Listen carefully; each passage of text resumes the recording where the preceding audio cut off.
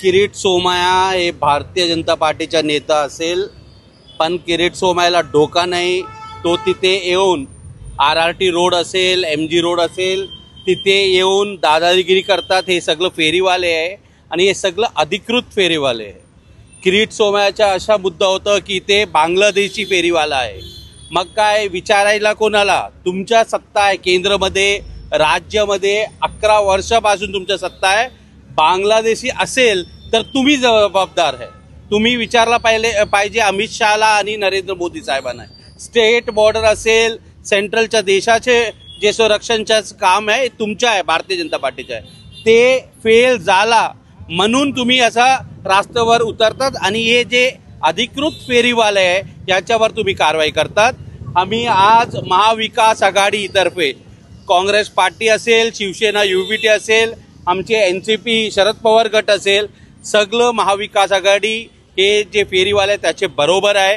आणि देशाचे पंतप्रधान 2014ला एक बिल आणलं होतं. हे बिल काय होतं? फेरीवालाच्या संरक्षणासाठी. आणि हेच महानगरपालिका आहे जे फेरीवाल्यांना 10,000 रुपये लोन दिलं, मग तुम्ही 20,000 दिलं, आता तुम्ही 50,000 देत आहे. एक तरफ तुम्ही त्याला सांगतात की लोन घ्या, धंदा करा, स्वावलंबी व्हा, आणि दुसरी तरफ तुम्ही कारवाई करतात, त्याचे गाडी उचलतात, लाठ्या मारतात. हे दोन धोरण कशाला? आणि मी किरीट सोमय्याला आव्हान देतो, याच्या पुढे तुम्ही रस्त्यावर आला आणि हे अधिकृत फेरीवाल्यावर कारवाई करणार तेव्हा आम्ही सगळं महाविकास आघाडीचे तमाम नेता आणि कार्यकर्ता तुमच्या समोर तुम्हाला मुंहतोड उत्तर देणार. बघायला गेलं तर भाजपचा हा बालेकिल्ला आहे. 6च्या 6 नगरसेवक BJPचे.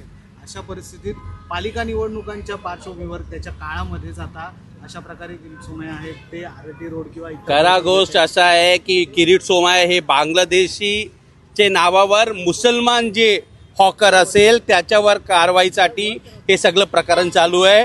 तुम्ही बघा, हे देशामध्ये बघा, राज्यामध्ये बघा, मुंबईमध्ये बघा, इतके मोठे प्रमाणात भारतीय जनता पार्टीचा भ्रष्टाचार बाहेर आलेला आहे.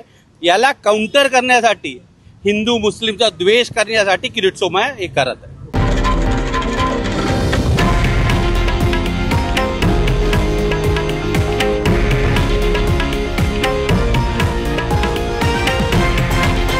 हे आहे देशातील नंबर 1 न्यूज नेटवर्क आणि आपण पाहत आहात TV9 मराठी, एकमेव.